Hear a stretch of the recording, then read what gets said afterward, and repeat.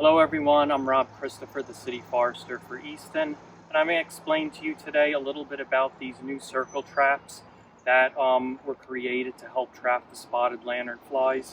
They basically were created to help introduce a new way of collecting and trapping the spotted lanternfly as compared to using the tape method, where a lot of wildlife and beneficial insects were being trapped.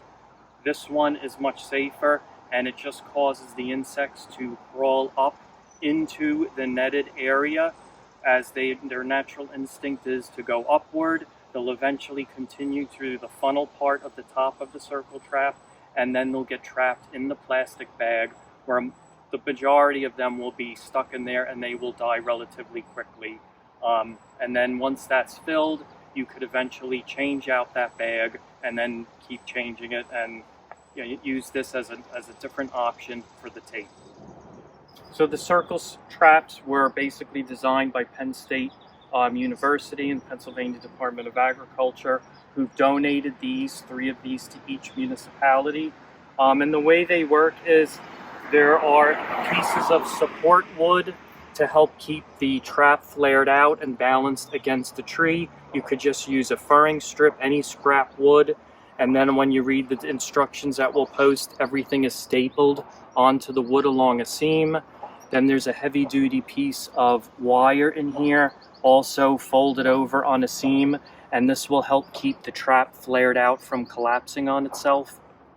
The top on this design has a cap with grooves in here for this removable piece to become unscrewed, so you could change the bag. You'd have to cut the zip tie off, then put a new one up there, and it stays supported right below the ridge of this cap. And then at the bottom, I'll show you, you're going to move around, and we want the bottom of this to be wrapped around as much as you can around the whole circumference of the tree, so that no area is left open, and that the spotted lanternfly nymphs will continue to crawl, and you'll see the way it's flared and turned over, that they'll stay trapped in there and force them to just continue to walk upwards. You want to make sure these are in here to keep that flared out. And this side too.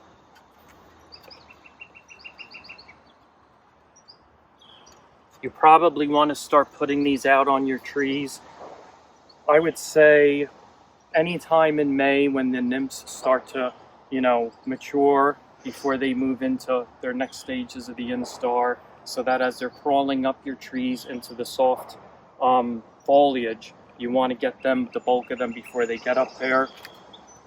Also, most trees you're going to want to put them on. The spotted lanternflies love smooth bark trees. This is a red maple. They love red maple, sugar maple, silver maple, anything like that.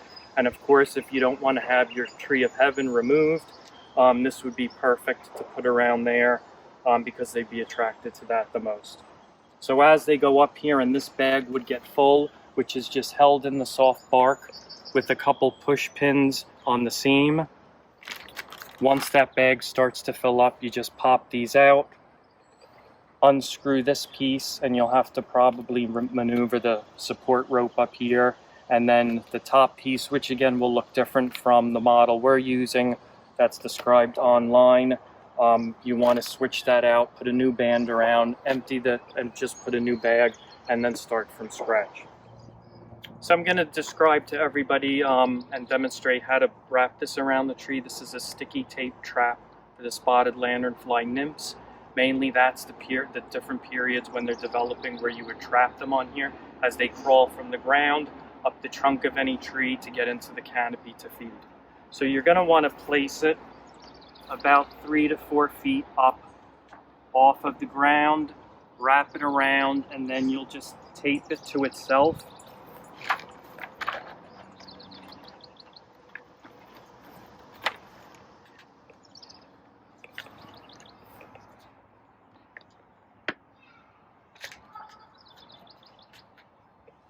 So after you get that on,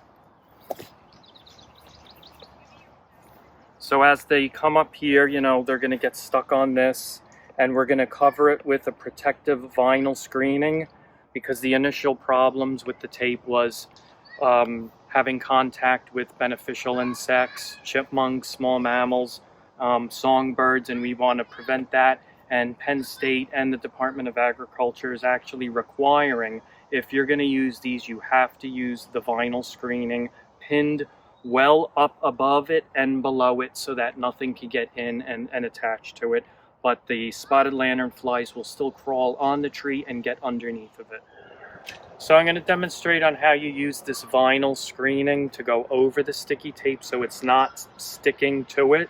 We're going to bunch it at the top, I'd say every 6 inches or so, and then just use a push pin, and then we're going to go around, bunch it again, get another push pin in here.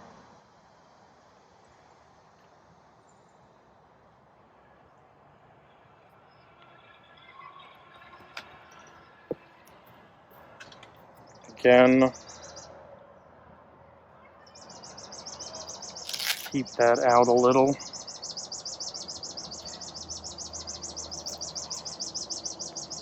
And this is a Norway maple that we're putting this on another tree that they like to go into.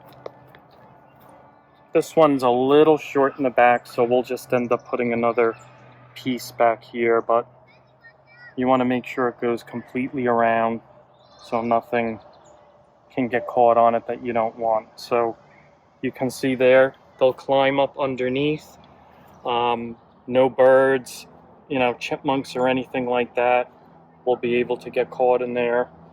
And you'll just be collecting the spotted lanternfly, and most of the beneficials, hopefully all, will not fly into it, and now they'll be prevented from getting stuck onto it. And then as those tapes fill up, you want to remove them. And actually, if you're going to purchase sticky tape, insect tape from stores, which is typically yellow, it is also good to use, say, 3 separate bands that might be 3 or 4 inches apart. That way, if so many die on there, they can't crawl over each other or prevent any other way they get caught on the next second and third layer of tape.